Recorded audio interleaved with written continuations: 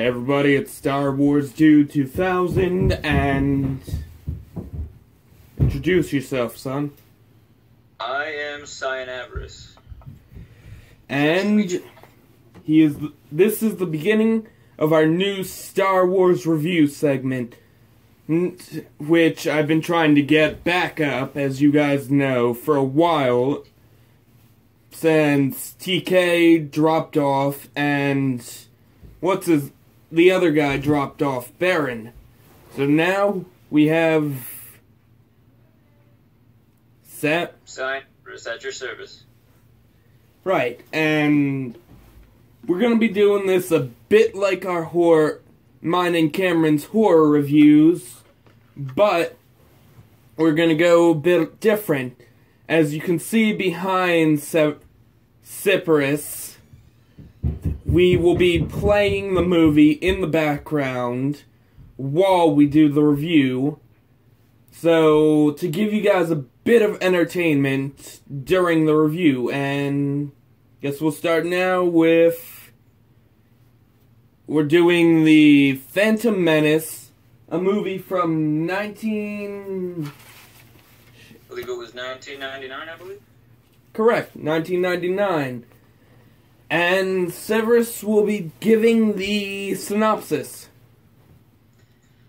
Alright, so the overall plot of The Phantom Menace is about a child born to a virgin mother who has magical powers, said to bring balance to both good and evil. Now with that, you can't really get much. It maybe brings up a lot of other stories. But the true summary of The Phantom Menace brings us to, you can actually see the beginning open there. Comes up on two Jedi. They're brought in to resolve a trade dispute in between a planet and a banking clan. Their negotiations go awry. They land on the planet to escape. They're able to warn the leaders or the royalty of this incoming invasion from the banking clan. They're able to take the queen off-world, but their ship is damaged in the process.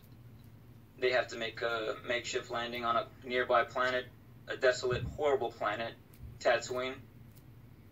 And there, they come across a young boy named Anakin, the one I mentioned earlier, the one with the magical powers to set balance to good and evil. And they rely on him, his mother, and their generosity to repair their ship, get all the parts they need necessary with a lot of gambling, I might add. A lot of risk taken there for them. But it all depends on Anakin, which he pulls through. Our heroes make it to Coruscant, the main homeworld of the Galactic Republic, which is the government of the galaxy at large, or the legitimate recognized one at the time.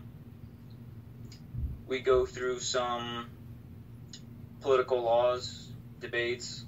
Some might find this a bit dry, but we carry on. The Queen brazenly rushes back to her planet as she has no confidence in democracy or the power that it holds, that it can help her people in time. The two Jedi go with them, as does our child, with a couple of other cast members, including everyone's favorite, Jar Jar. The battle starts as the Queen is able to recruit Jar Jar's people, the Gungans, to assist them in the land battle, which serves as a diversion for the Queen's royal, I guess you could call it Air Force or Star Force. What would you call it? Star Force? Fleet? Her elite starfighter pilot force. As they take out the droid control ship, which serves as the main hub for the banking clan's droid army, kind of like a remote control.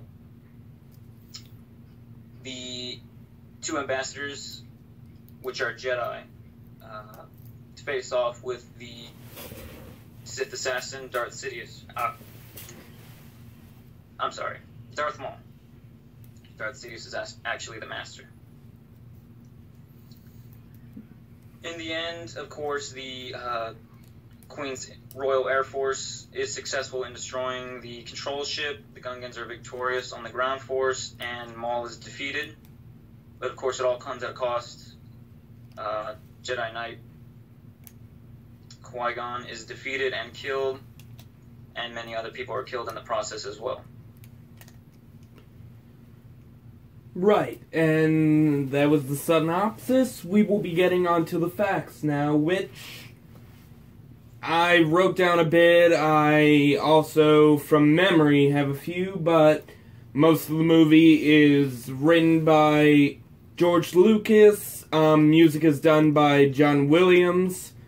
And this is the first movie of the prequels, which tells the story of Darth Vader and old Ben Kenobi. The actors that are that are known for the movies are young Anakin's actor Jake Lloyd, who you don't really hear much about him right now, except for his drug charges. Because after the first Star Wars, the fourth, I guess you could call it, really brought his career down. It ruined him, and again, he turned to drugs. Happens to most child actors.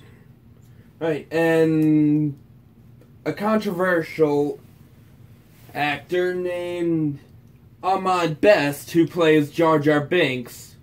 And don't get mad at me, guys, but I found him pretty funny throughout the trilogy. And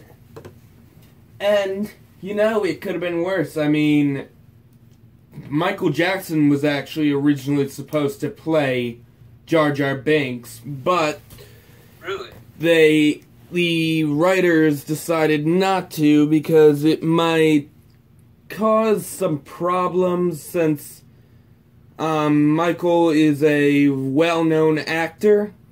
I mean, well-known celebrity, so they wanted to give it to someone newer, I guess you could say. And most of this movie was filled with already many great actors, though. I mean, you have Liam Neeson, Samuel L. Jackson, Natalie Portman, of course, has done a couple movies, maybe not anything too popular, but Frank Oz. And Aaron McGregor. So it had a strong lineup. Right, and a few lesser-known actors like the man who plays Darth Maul, Ray Park, and the voice, Peter Serafinowicz. I'm sorry, dude. Out there, I don't know how to say your name. I'm not even sure where it's from, so I tried my best. Some people don't even do that. And most of the movie was written and filmed in Tunisia and Italy. Tatooine was filmed on Tunisia, and Naboo was filmed in Italy. I couldn't really find the location of where they filmed Coruscant, sadly. I think that was mostly green screen. Well, and at least we get to see one Easter egg in this movie of the E.T. race. Oh, yes. Where, until recently, a year ago, I did not know they existed in the Star Wars universe.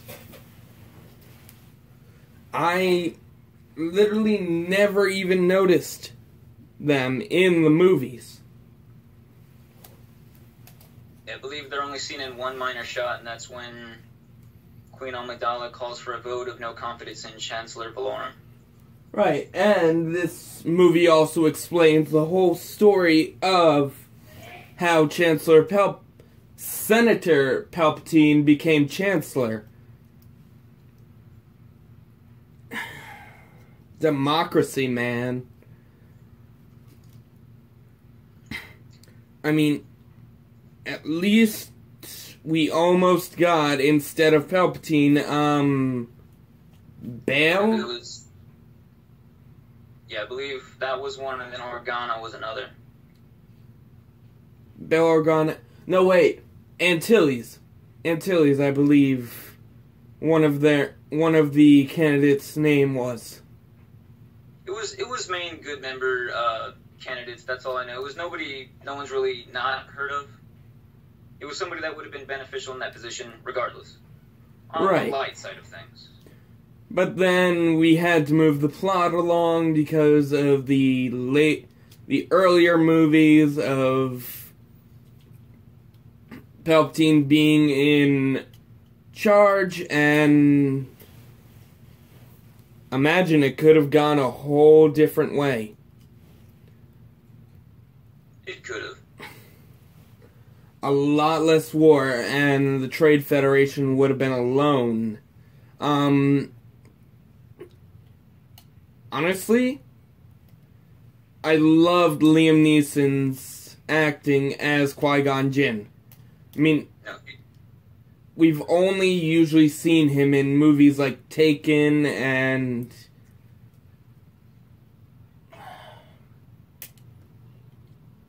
mostly over-the-top action movies, I would say. Nothing quite so strong as the story of Star Wars. Right. Which actually bumped up his career a lot. Oh, of course. Star Wars has been probably labeled as the biggest IP of all time. Even having a small role in it, it boosts you tremendously forward. In anything, I would say. And sadly, they put him in... I know a lot of people are going to hate me for this, but this movie wasn't that bad. Wasn't as bad as everyone says. No, of course not. I think, just like the newer movies that Disney's producing, they're brand new, people don't know how to accept them. People kind of overreact or get a little territorial of what they've known before, but going back and watching these movies, especially since these are actually, when I bought them, they were on sale, $15 only for Blu-ray set. Pretty good deal if you ask me. I went back, watched the entire prequel trilogy. It's a lot better than I remember it being, storyline-wise. Right, but honest, still I'd say this is one of the lesser prequel movies. I'll agree with that. And actually, I have a theory that this is technically based on the relationships of America and the Native Americans. How's that? How we are able to live together, how the Gungans are able to live with the land. Even though we did technically throw them off during the earlier years, but we're getting along with Native Americans pretty well right now. Yeah, just like the Gungans and the Naboo, in the coming series, they do grow pretty prosperous together. I do believe that Americans and Native Americans have grown pretty prosperous together in our growth as a country as a whole, as well. Right, and I also technically feel that the whole Battle of Naboo is similar to the the War of 1812, if you think about it. The Naboo are trying to take back their land from the Trade Federation, where the British, I guess you could say, are trying to take back their land from America. So you would say the British are the Naboo? Kinda. But from a certain different point of view, you could also say the Naboo are the Americans fighting against the Trade the British trying to take their land away. Through either high taxation or blockading, which, with the British at the time of the strength of their navy and them bringing in all their imports, I believe actually would make sense. Right. I can see. And technically we did have help from the French during the War of 1812, so I guess you could also argue that the French are the Gungans during the battle. I was thinking maybe more of either the Republic, lending, maybe not so much, but the Jedi. I guess so. I mean, yeah, I could see where you're coming through with that. Yet sadly, we did not have bongos.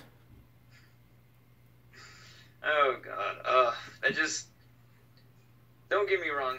Like, they bring the Gungans up as like a proud warrior race, but just their speech mannerisms are just. I actually like the speech patterns. Oh God. It's such an easy voice to do for me. Oh, is that a gooberfish in the background?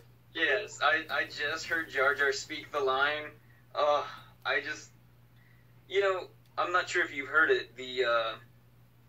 I think, what was it, the Jar Jar Sith theory? Yeah, I've heard of that. It, shown the evidence, it seems plausible, but just hearing him talk like that is just, there's no way. Right. No Sith Lord would demean himself so much just to, there's no way. I think it might be possible. I mean, he is a Gungan. He would be able to.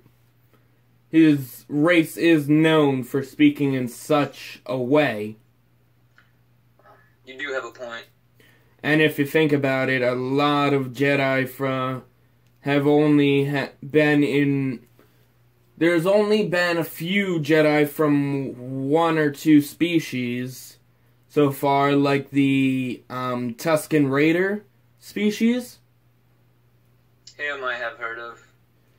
Or the one unknown Hutt Jedi. That one I'm not familiar with his story. Oh, it's a very fun story. It's almost...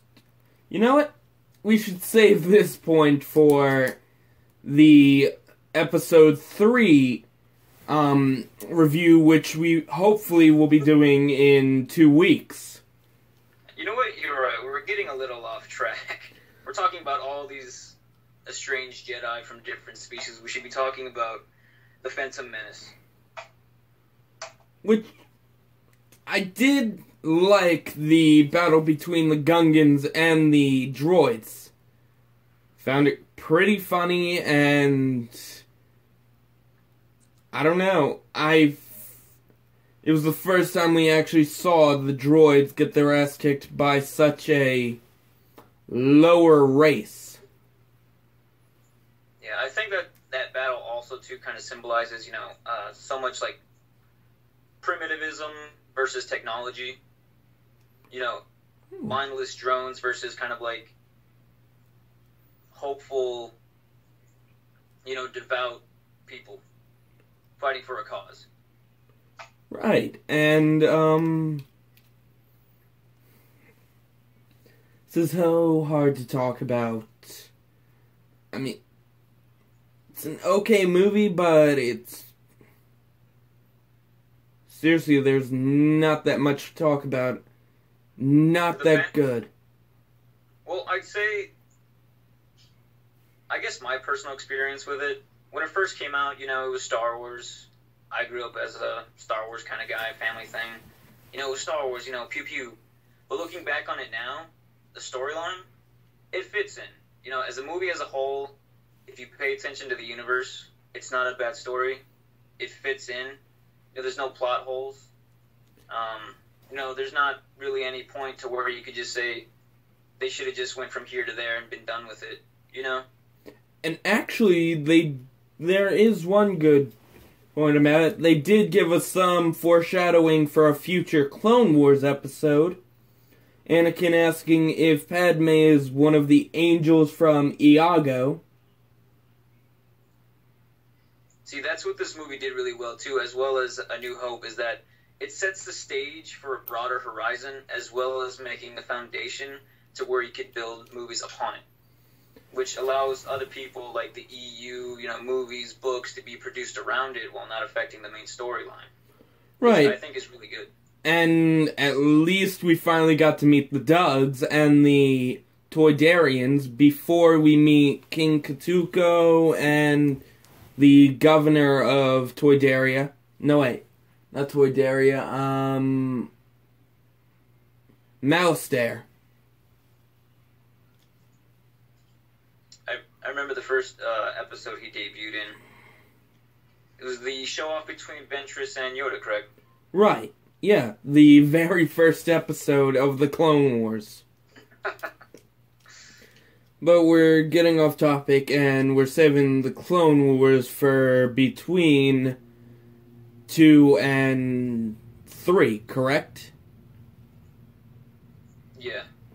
But I did notice... You go from the bottom up. That's the only thing. It sets the foundation, and you can only go up from there. Right. And I did notice one thing that made this movie extraordinary, that beat all the movies to it. The pod race. Yes. Yes, oh my god, yes. So many, a couple games have been produced about pod racing. You had the arcade game, you had the home edition of Episode 1. I remember a lot of fond memories with that game. Racer's Revenge, which was really good. I wish they'd remake a new one. Same.